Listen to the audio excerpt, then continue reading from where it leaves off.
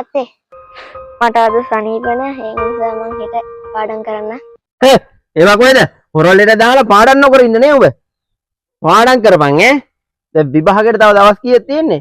ශිෂ්‍යත්වයට. තව දවස් 3යි තියෙන්නේ. අනේ තාත්තේ මං බොරු නෙමෙයි කියන්නේ මට අද අමාරුයි. එහෙනම් උඹට අද කෑම නෑ. අනේ තාත්තේ මට තව දන ගහගෙන ඉන්න බෑ අමාරුයි. යකෝ අපි ඉස්කෝලේ යන කාලේ අසනීපයක් තිබ්බත් අපි වැඩ කරා. තමයි පොඩි අසනීපයක් හැදිලා දන ගහගෙන ඉඳන්. පාරයා. අනේ තාත්තේ මට කලින් දාන්නකේ මට තව ඉන්න බෑ. බොරුවට කනන්ත දැම්මනේ. කොල්ලෝ. නැගිටම බොරු කන්න නැතුව.